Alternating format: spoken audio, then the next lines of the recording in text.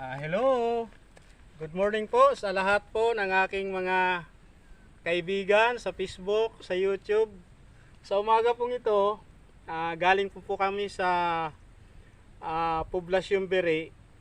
Narito po kami ngayon sa Kawayan, Barangay Kawayan dahil kami po ay mag-i-scout ng pinakamatandang nabubuhay dito sa aming bayan.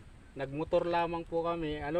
Along the road is 2 kilometers away from Poblacion. Ayun po yung motor namin. Ayun po. Ayan. Bali dalawang motor kami at saka yung isa doon nakapark sa dulo. Ayun oh. So, tara, pupunta tayo doon sa sa bahay ni Nanay Tudi. Si Nanay Tudi ay 90 years old na. So bibisitahin natin ngayon si Nanay Tudi para makipagkape. Tara.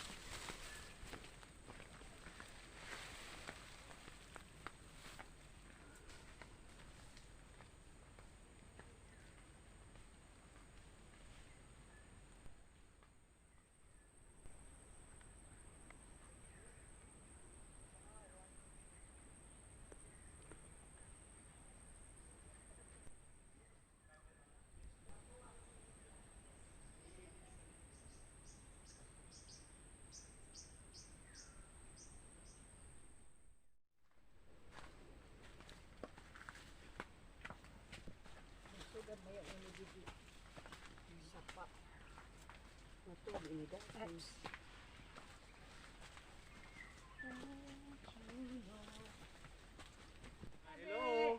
Ngayon po, narito na tayo sa bahay ni Nanay Tudi. I-interviewin natin siya ngayon. So tayo po ay makikipagkape. Ayun po yung bahay nila. Ayun po yung mga anak ni Nanay Tudi. So tara.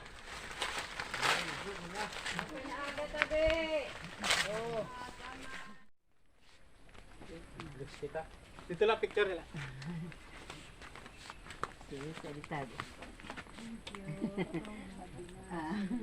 Hi, magandang umaga. Kumusta po? Pwede po mag-bless? Kumusta na po kayo? Okay naman po ano? Maota. Ha? Maota. Oo na. Adi kami yan ha. Kay karoy ka namong kumustahon. Pero ato ni may edad nanay? Sin, 96. 96. So siya po yung pinakamatanda dito sa aming bayan, 96.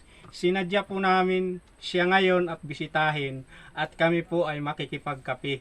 Titingnan natin kung ano ang may tutulong natin kay Nanay Tudi. Si Nanay Tudi ay isang babae na ngayon na wala na pong siyang asawa kasi namatay na po siya ay balo. So napag-alaman namin na siya po ang pinakamatanda dito sa aming bayan. Yung kanyang tinitirhan ay narito siya sa sako po ng Kawayan, sitio ng Barangay MacArthur. Isang napakagandang pagkakataon na ma-interview po natin si Nanay Tudi. No, kumusta po kayo, Nay? Maota. Pwede bang tumabi? Ha? Pwede magdidi at malingkod? Oh, sige. Okay. So, kumusta naman po kayo? Maota. Ano pong nararamdaman nyo? Natanang gadla. No? Na, Nalipay ba ka mo yan na? Nalipay ka ba oh, nalipay ka ba yan na nga ginbisita ka na mo? Oo. Oo, na naman pakiramdam sa gibibisita? Oo, pa nakpakiramdam nga iyaw na bisita gyapon na. Oo, para may kausap. Ano man ang pangarap mo pa sa buhay na gusto mo? Kay Damo gadla konta kung matutuman. Na naman ito? Kay karayag ko kunta nga tagang pa mo nakilawas nga halawig. Halawig nga kinabuhi. Halawig nga kinabuhi. Oo. abot pa Pero ng wala kita mahimo kung kanan Diyos na. Mauna. pagbuot. Mm. So si Nanay today ay masaya palagi, no? Sumaya siya kasi binisita namin. So yung kanya lang pangarap na bigyan pa siya ng Panginoon ng mahabang buhay. Lagpas pa 100, no? Nanay Tudi. Ikaw. Okay. So ngayon po kami po ay makikipagkape. So ano po yung okay naman po yung bahay mo, ano? Ano po yung yung priority mo na gusto mo na ano kaya kami Eh, na ako balay. oh, hindi yung gusto mo para pagbalik namin alam namin kung ano ang gagawin. Kay House and lot. totoo man daw, wala damo gadla. 1 million. Marami ano? Wala. Natin kung bibigyan tayo ng Panginoon na makuha po natin yun. No, kahit 1,000 masaya na siyempre, di ba? 1,000, 2,000, 10,000. Ang saya ni Lola. Abot langit ang ngiti, oh. Mag-asawa, hindi ka na. Ayaw mo na. Ayaw. Ayaw mo na. Sige po. Ngayon po, nakapanayam natin si Lola. Siya po ay 96 years old. At naniniwala pa ako na meron po tayong mga kaibigan na nanonood sa ibang bansa, mga OFW, na meron pong gininto ang puso para kay Lola Tudi na nabubuhay ng 96 years old. Ano, yung gusto niya, meron siyang pera, no, na pangangailangan. Again, itong aming ginagawa ay under po ng Share a Blessing Ministry. No, naisip namin po si Nanay Tudi na bisitahin at magkape at ma-interview siya. Nang sa ganon, sa pagbalik ng Share a Blessing Ministry, alam na po namin ang aming gagawin. Okay, maraming salamat po. Again, good morning po sa bawat isa sa ato. Hello. So yung Share a Blessing Ministry, hindi lamang pagbisita kay Nanay Tudi ang ating gagawin, kundi nagtuturo rin po tayo ng salita ng Diyos, na kung saan pangalawang bisita na po natin ito. Yung una nating tinuro ay yung salvation patungkol po sa starting up a new life in Christ. So ngayon, 10 topics to ito. Nasa pangalawang topic na po tayo. Yung pangalawa po ay repentance. So bago po tayo mag-umpisa, manalangin po tayo. Hilingin po natin si Sister Jusila sa pananalangin. Kanatay pasok. Mag-pray kita. Sa ngaran ni Kristo Jesus, nga mag Diyos tagapagligtas, salamat po Diyos sa kagahon. Muli po namin ilapit namin sa iyo ang aming mabuhay, ang aming mapusot isipan, salita at mga Panginoon Lord.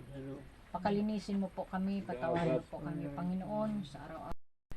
At pinadalain po namin Lord God sa umaga ito ang iyong mga salita na kung saan ay ito po ay may sa buhay, maisagawa ang mga bagay na kalooban mo sa aming buhay.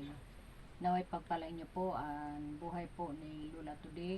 Na ito Panginoon ay inaanyahan po namin Lord ang iyong banal na espiritu na siyang kikilos sa aming kalagitnaan Panginoon. Salamat sa mga salita mo Panginoon na patuloy ito na tumimo sa aming mabuhay na ikaw ang Panginoon namon at tagapagligtas. Salamat muli at binabalik namin sa ang lahat ng mga papuri, dakila ka sa pangalan ni Jesus. Amen. Tumawa si Nanay Tudi. Ibig sabihin na siya po ay tumawa, masaya siya na binisita namin. So yung Share a Blessing Ministry ay hindi lamang pagbibisita, no, yung design po ng Share a Blessing Ministry ay pagtuturo rin po patungkol po sa salita ng Diyos. Ngayon po nasa pangalawang paksa na po kami. Itong pong paksa na repentance, katatapos lamang po natin mag-opening prayer. Ngayon po tayo po ay mag-uumpisa, no? Yung repentance, ibig sabihin, ito po yung ginagawa natin na after na tayo ay makapagbalik loob sa Panginoon, ibig sabihin, tinanggap natin si Kristo, ginagawa po natin yung pagsisisi. Ang pagsisisi po ay isa po itong hakbang no, tungo sa pagtalikod sa kasalanan. Ano po ba ang pagtalikod sa kasalanan? Halimbawa, ano po ba yung nakagawian natin na iniisip natin na kasalanan? Yung simple lang yung nangyayari. Ano ba ang kasagaran? Pangmuda na yan, pangmuda. Halimbawa, nangumuda ka. Ito ekspresyon na lang nanay, ngamuda. Ang patunay ng pagsisisi at pagtalikod sa kasalanan, ito po'y tinatalikuran, no? Ipinapahayag natin ang ating mga kasalanan. Kaya sapagkat ang Diyos ay tapat at banal na mapagpatawad sa ating mga kasalanan, at siya ay lilinisin, at tayo ay lilinisin sa lahat ng ating kalikuan. Kita, diri natin patawaron ang igkasita, ang Diyos kaya kit niya patawaron. Kaya, kung adi na sa aton ang Ginoo, makayalat naton patawaron ang ibang nga tao. Tungod kay ang mamayani sa aton ang Ginoo na. Nasusugad tala iton, di ko kada kaya karawaton iton nga kanya ginimo sa amon. Pero kay tungod la, kay adi na ang Ginoo sa aton, makakaya ta iton. Ate Bibi? Oray imposible sa Diyos. Oray imposible sa Diyos. May dagod mga bagay nga diri naton may explicar sa atong kinabuhi. Now, ini nga talata sa 1 John 1:9, bago didi kung ipapahayag natin ang ating mga kasalanan, siya ay tapat at banal at magpapatawad sa ating mga kasalanan, at siya ay lilinisin sa lahat ng ating kalikuan. Ini gindideklara ini. Yang karuyag sa Ginoo nga diri kit maaalo sa pagdeklara. Gindideklara ta. Sa tradisyonal tang practice, ang tawag sini kumpisal, ginko kumpisal. Baga ko pangani sini may dapat share sa iluwak sa aknay mo sala. Sige, i-explikaran nimo sala. May dak dito tulo ka kahon nga mangga kinawat ko adto. May dak dito sinbuk nga lubi kinawat ko liwat. Magawain iton. Minsan sa ato kinabuhi diri maupay ang mga bagay nga patawa, no? Pero sa Dios bagaw niya ideklara ta sa Ginoo nga kita makakasasala ngan siya ang Dios nga nagpapasaylo. Kay wala gad sa ato nga tanan matadom, no?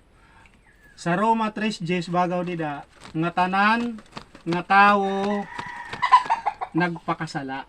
Waray matadong bisan sayo. Wala sa ato didi hingpit, waray sa ato didi matadong. Kay kung matadong kit nga tanan, diri na kinahanglan si Jesucristo magpakatawo nga mamatay sa cross para sa ato. So narito kami ngayon para makipagkape kananay tudi. So titikman natin yung pandesal sa Talibngan. Malalaki suda. Malalaki. Ayan malalaki. Ang nagdala nito yung kanyang anak na nakatira sa Talibngan. Ayon sa sulok.